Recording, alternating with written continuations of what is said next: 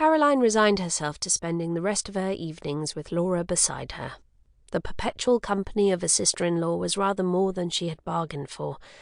Still, there she was, and Henry was right. They had been the proper people to make a home for Laura when her father died, and she was too old now to begin living by herself. It was not as if she had had any experience of life. She had passed from one guardianship to another. It was impossible to imagine Laura fending for herself. A kind of pity for the unused virgin beside her spread through Caroline's thoughts. She did not attach an inordinate value to her wifehood and maternity.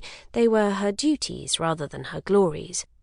But for all that, she felt emotionally plumper than Laura. It was well to be loved, to be necessary to other people.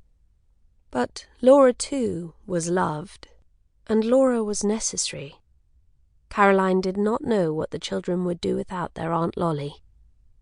Everyone spoke of her as Aunt Lolly, till in the course of time she had almost forgotten her baptismal name. "Say how do to Auntie Laura," said Caroline to Fancy. This was long ago in the refurbished nursery at Lady Place, where Laura knelt timidly before her first niece, while the London nurse bustled round them, unpacking soft hairbrushes and pots of cold cream and hanging linen to air upon the tall nursery fender. "How do, Auntie Lolly?" said Fancy, graciously thrusting forward a fur monkey. "She's taken to you at once, Laura," said Caroline. "I was afraid this journey would upset her, but she's borne it better than any of us." "Journeys are nothing to them at that age, ma'am," said the nurse. "Now suppose you tell your new auntie what you call monkey." "Auntie Lolly, Auntie Lolly," repeated Fancy, rhythmically banging the monkey against the table leg. The name hit upon by Fancy was accepted by Marian and Titus. Before long, their parents made use of it also. Everard never spoke of his daughter but as Laura, even when he spoke of her to his grandchildren. He was too old to change his ways, and he had, in any case, a prejudice against nicknames and abbreviations.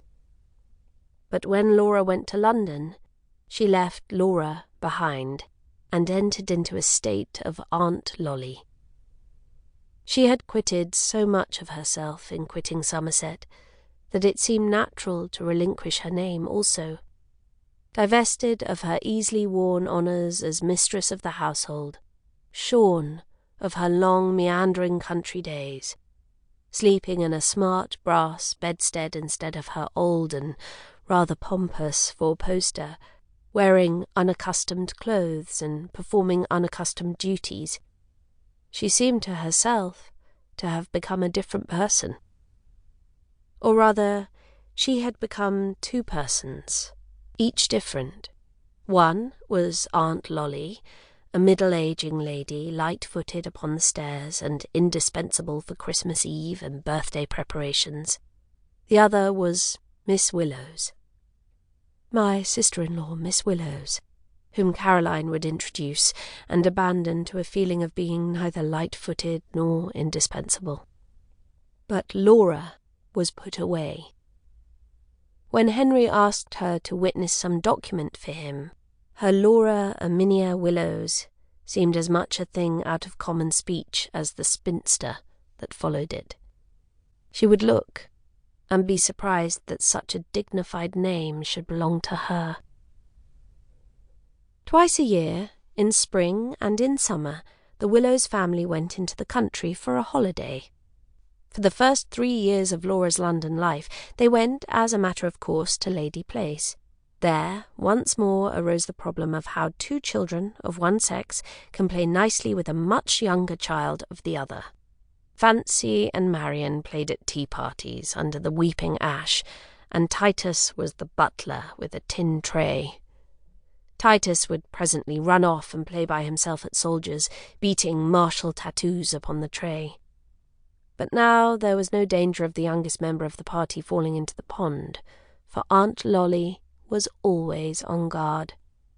Laura enjoyed the visits to Lady Place, but her enjoyment did not go very deep.